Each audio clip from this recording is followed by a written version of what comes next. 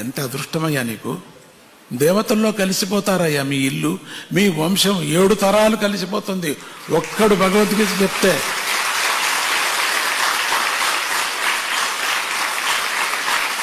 ఒక ఇంట్లో ఒక పిల్ల కానీ ఒక పెద్ద కానీ ఒక భగవద్గీత నేర్చుకున్నారంటే 7 తరాలు వైకుంఠానికి వెళ్ళిపోతారయ్యా.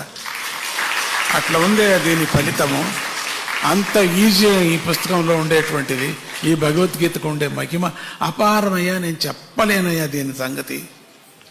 ఇప్పటికైనా తెలుసుకో, విను, కష్టపడి నువ్వు కూడా చదువు, రీడింగ్ లిస్ట్లో చేరుకో. తప్పో రైటో చదువు, వచ్చేస్తుంది, వస్తుందయ్యా. పరమాత్ముడు చెప్పిన వాక్యమయ్యా. మనుషులు చెప్పింటే రాదు, పరమాత్ముడే చెప్పింది కాబట్టి వచ్చేస్తుంది. చాలా మందికి వచ్చింది అట్లా. ఆ చీపురు తీసే వాళ్ళకంతా వచ్చేసింది. ఎట్లా వచ్చింది వాళ్ళకు?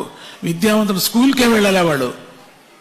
శ్రద్ధ, నేను నేర్చుకోవాలా, నేను స్వామీజీ దగ్గర వెళ్ళాలా, స్వామీజీతో నేను మెడలు వేయించుకోవాలి నా మెడకు అనే ఒక హఠంగా నేర్చుకున్నారు పిల్లలు. 6 మాటలు 7 మాటలు 8 మాటలు కూడా అటెండ్ అయ్యారు పిల్లలు. గోల్డ్ మెడల్ కావాలి. నేను చెప్పాను, ప్రథమ సర్టిఫికేట్ వచ్చింది కదా, ఫస్ట్ క్లాస్ వచ్చింది కదా, చాలు అంటే లేదు, నేను తీసుకోవాలా. ఎంత హఠ